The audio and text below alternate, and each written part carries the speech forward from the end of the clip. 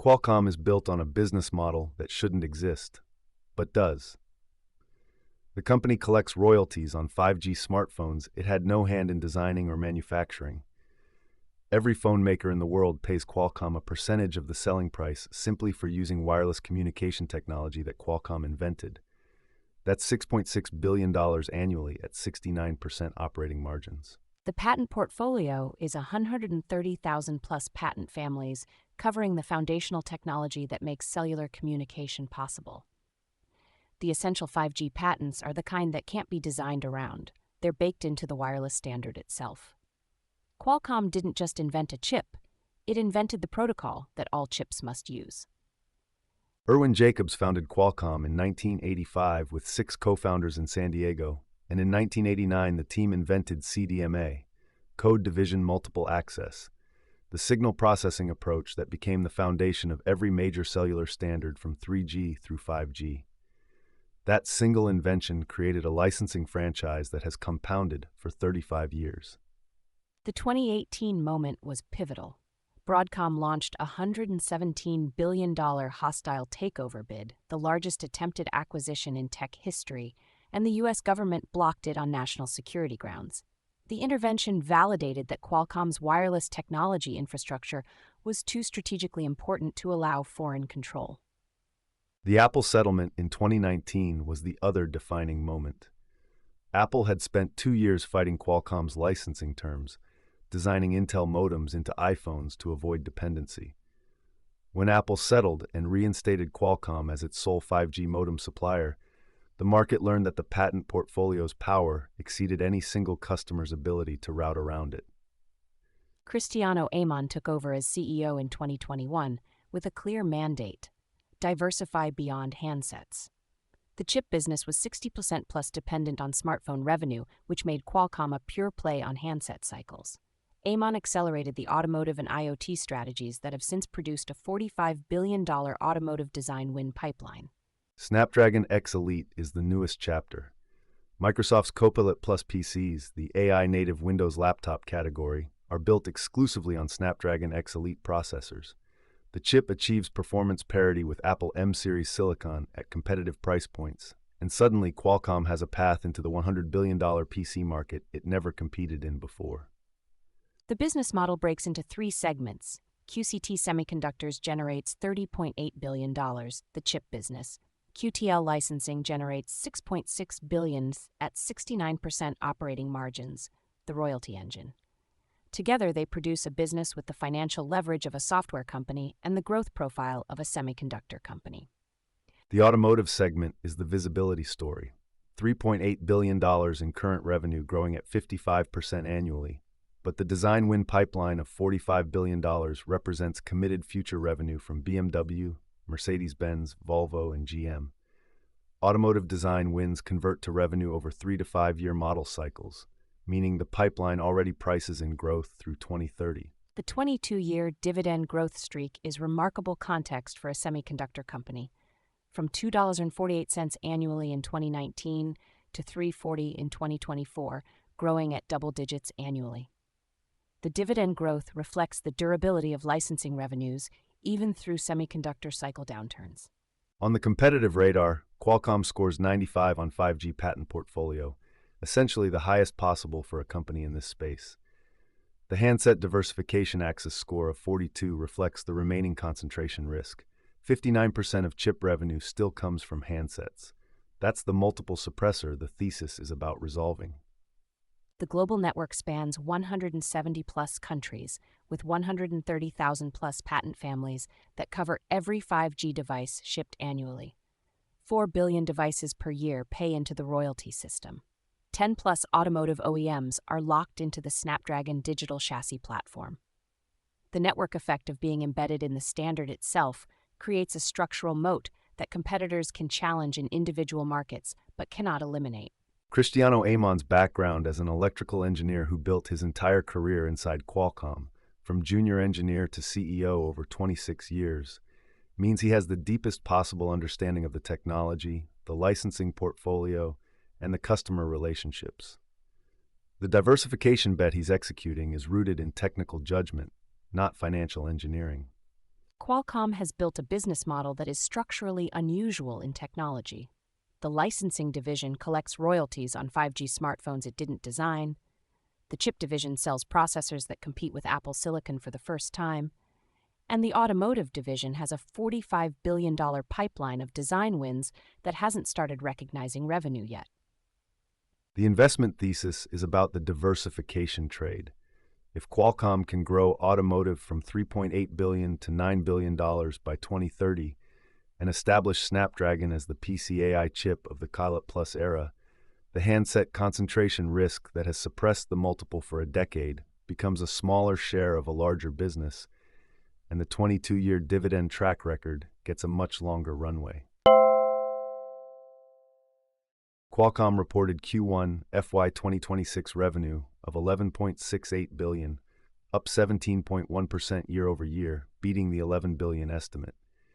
Non-GAAP EPS of $2.85 beat the $2.56 estimate by 11.3%. Automotive hit a record $959 million, up 38%. IoT grew 20%.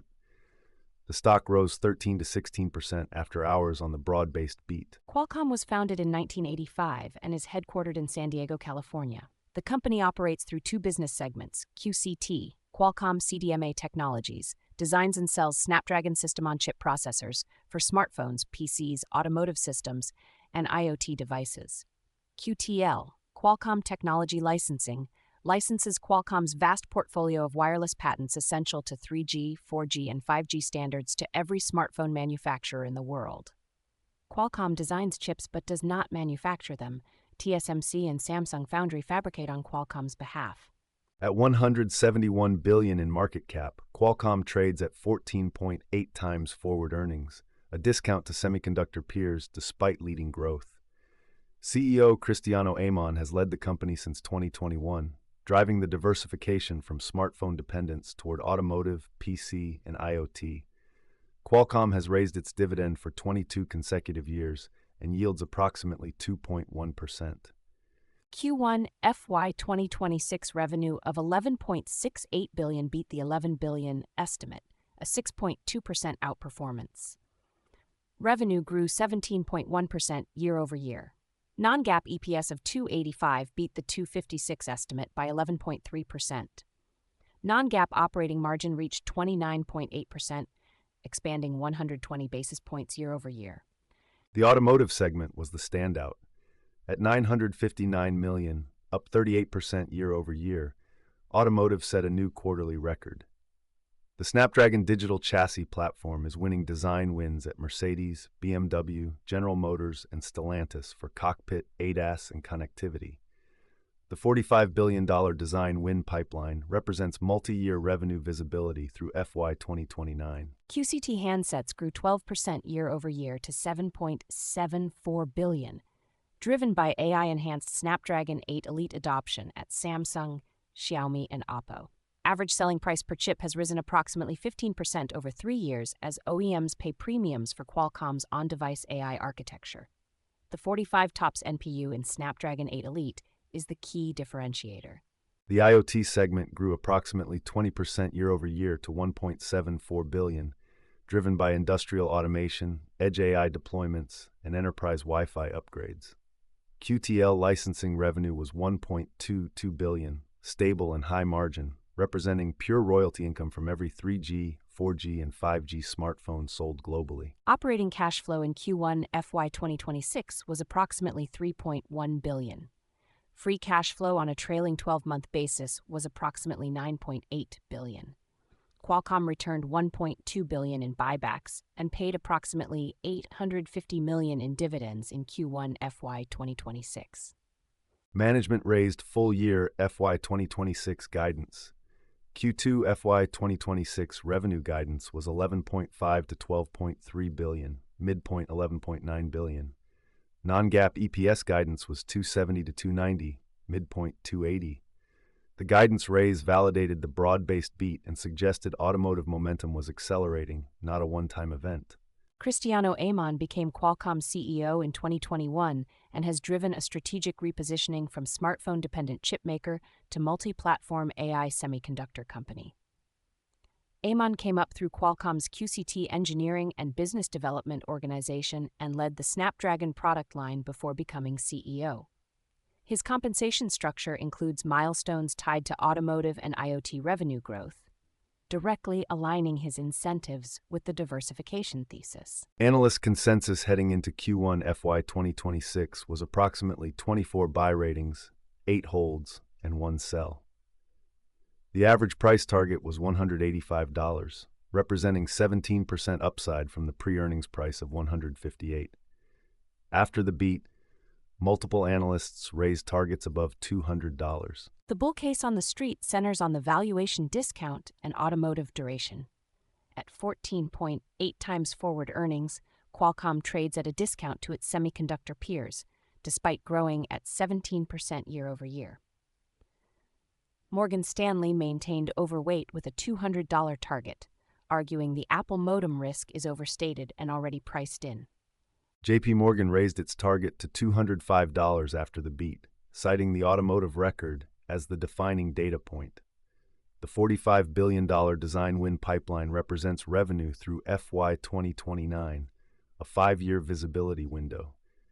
If automotive maintains 30+% growth, it reaches approximately $5 billion in annual revenue by FY 2029, more than offsetting the Apple modem loss. More cautious voices focused on the China concentration.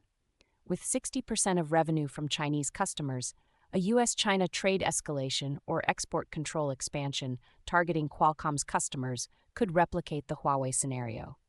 In 2019, Qualcomm lost approximately $800 million in annual revenue when Huawei was added to the entity list. A broader China restriction could be several times larger. Consensus takeaway: the quarter was exceptional, and the diversification thesis is working. The discount at 14.8 times forward earnings is not justified given the growth rate and automotive visibility. The Apple modem loss is a known risk, already partially in estimates. The China risk is binary and real, but not currently happening. The bull case is the discount is unjustified given the growth profile. At 14.8 times forward earnings with 17% revenue growth, Qualcomm trades at a PEG ratio below 1, historically cheap for a company with multi-year design win visibility. The market is pricing in Apple modem loss and China risk that may not materialize at the feared magnitude. Automotive is the structural re-rating catalyst. Every quarter of 30+% automotive growth reduces Qualcomm's smartphone concentration and expands the multiple the market will assign.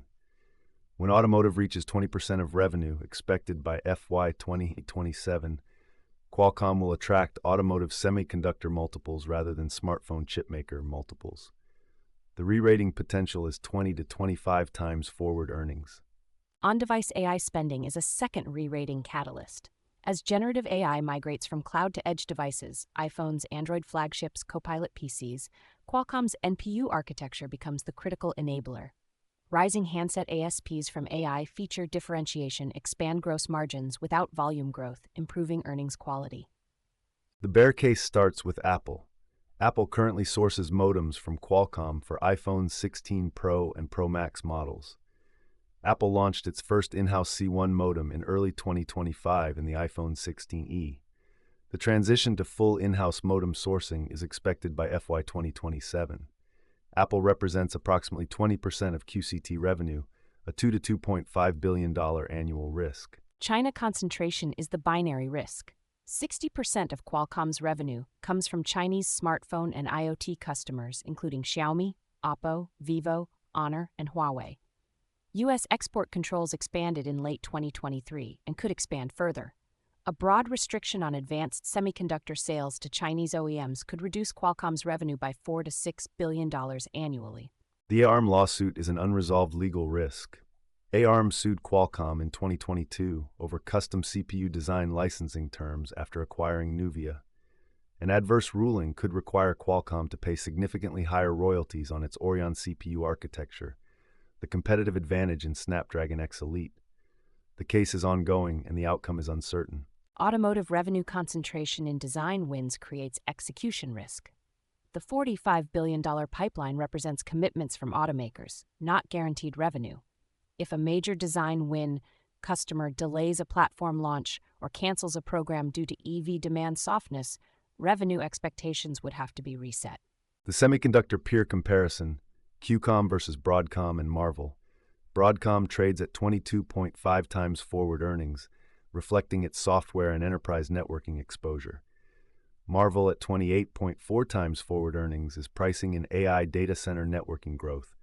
Both trade at premiums to QCOM despite Qualcomm growing faster at 17% year over year. NXP Semiconductors trades at 16.2 times forward earnings, the closest automotive semiconductor peer.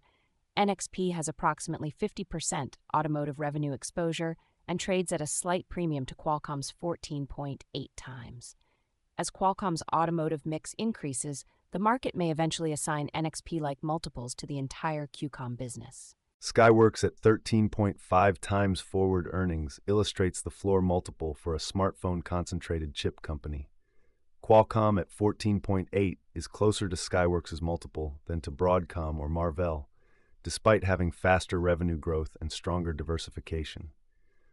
The gap between 14.8 and 22 times is the automotive re-rating opportunity. The peer takeaway.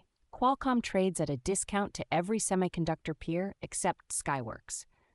The discount is driven by Apple modem risk and China concentration. If either risk resolves favorably or automotive growth accelerates re-rating, there is 20 to 40% upside to peer multiples from current levels.